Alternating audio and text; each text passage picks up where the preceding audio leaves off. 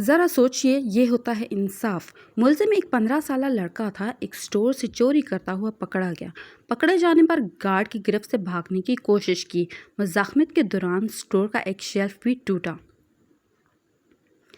جج نے فرد جرم سنی اور لڑکے سے پوچھا، تم نے واقعی کچھ چرایا تھا؟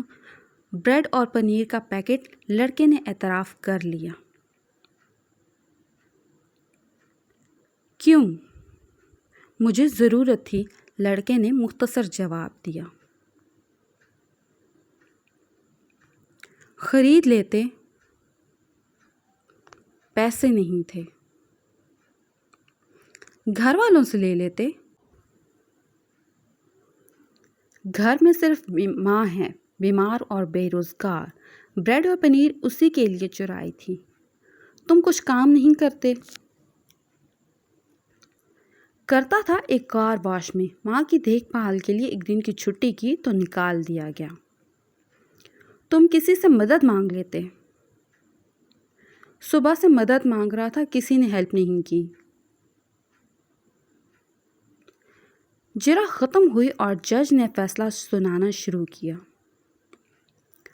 چوری، خصوصاً بریڈ کی چوری، بہت ہولناک جرم ہے اور اس جرم کے ذمہ دار ہم سب ہیں۔ عدالت میں موجود ہر شخص مجھ سمیت اس چوری کا مجرم ہے۔